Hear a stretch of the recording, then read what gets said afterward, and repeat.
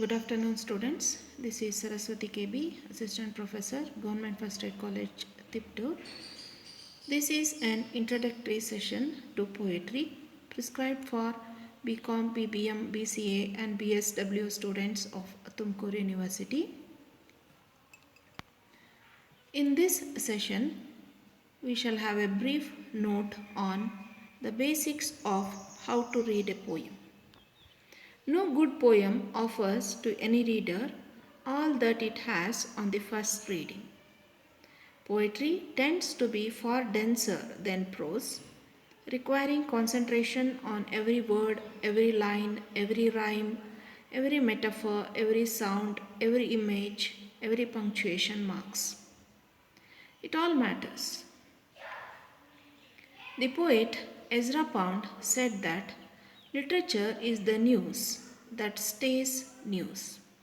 Good poems have something more to say on the second, fifth, or 50th reading. There is no easy formula you can apply to read a poem.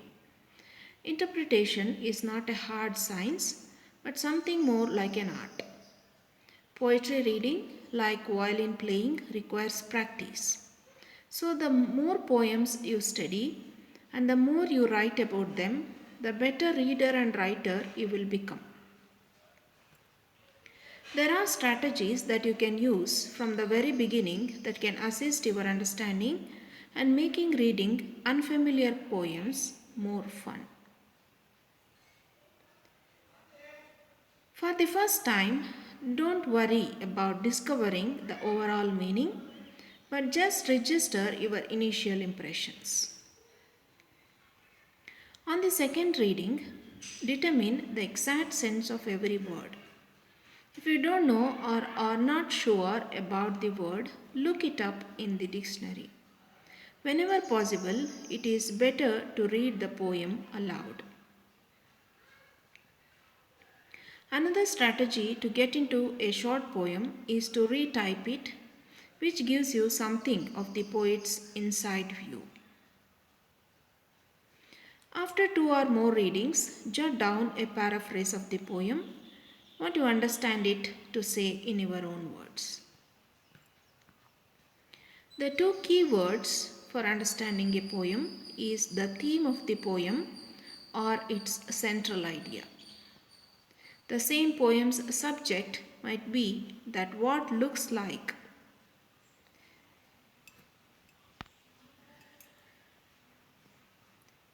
Definition of poetry. Poetry is a type of writing that uses language to express imaginative and emotional qualities instead of or in addition to meaning. Poems are written by individual poets in the form of drama, hymns, or song lyrics. Poetry requires creativity, emotion, artistic quality, and logic. There are three main types of poems: lyric poems, narrative poems, and dramatic poems. The lyric is a poem expressing the thoughts and feelings of a single speaker, and they are most often short. A narrative poem tells a story. A dramatic poem presents the voice of an imaginary character or a dialogue between characters. If there is only one character, we call it a dramatic monologue. There are also some other forms of poetry like the sonnet, a structured 14-line poem following a specific rhythm structure and rhyme pattern. The most common sonnets are the Italian sonnet, also called Petrarchan sonnet, or the Shakespearean sonnet. Some of the most beautiful elements found in poetry is rhymes. Rhyme is the matching of sounds that are similar. The tone of a poem is the attitude it takes towards its theme or subject. The tone can tell us whether the poet is friendly or belligerent, condescending, or respectful. A poem's tone can be affectionate, angry, honest, deceitful, sarcastic, sad, or ambivalent. We often learn what a poem's tone is by paying attention to the poet's choice of words and details.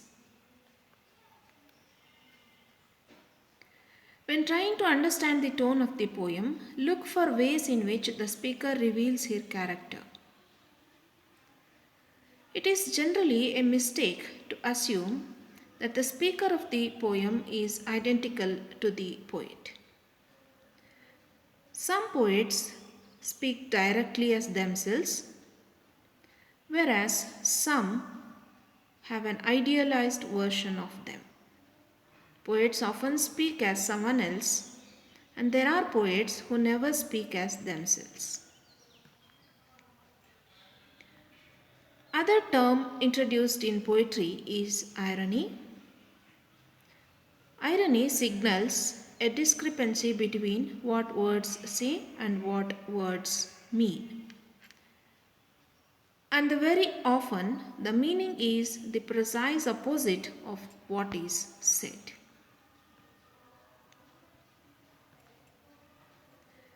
Some readers are so sure that everything in a poem is symbol that they overlook the literal meaning of the words.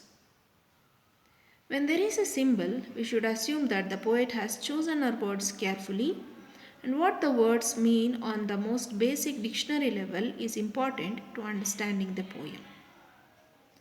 Words in poems can be concrete or abstract. Concrete words evoke something we can perceive with sight or with other senses.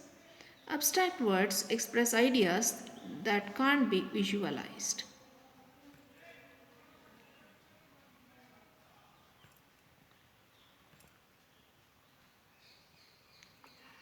Poems also use imagery.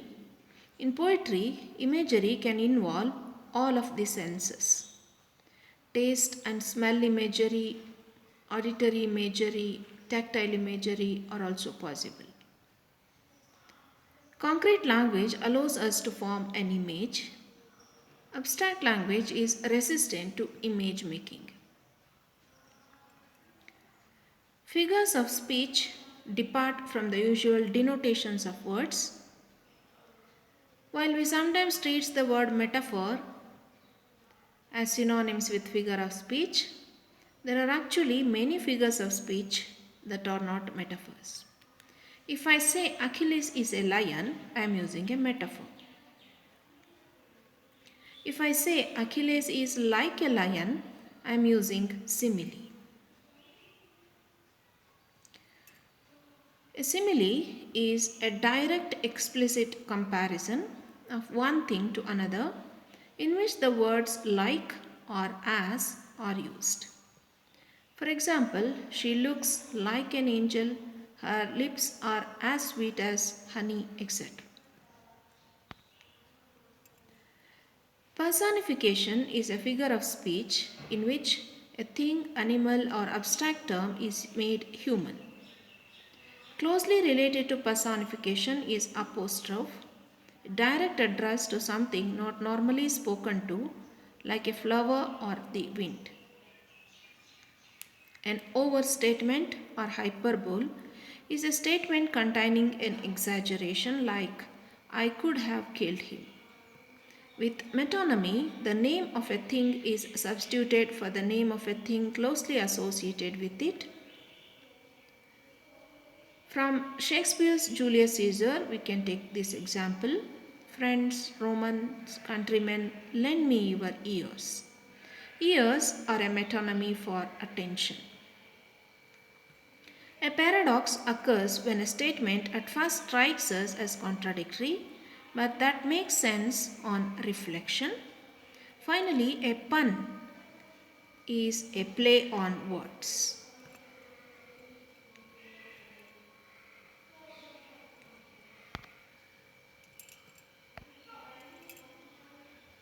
A word stanza is a part of the poem. It signifies a group of lines whose pattern is repeated throughout the poem. The rhyme scheme is the order in which rhymed words occur. A rhyme occurs when two or more words or phrases contain identical or nearly identical sounds. When a poet follows a pre-established metrical pattern, such as that of a sonnet, we say the poem is written in closed form. There are different forms of poetry like a couplet, a tercet, quatrain, an epigram, and with various rhyme patterns. The poems which are prescribed for your study include all these features of poetry. This video will help you to have a look at how to read a poem for beginners. Thank you for watching.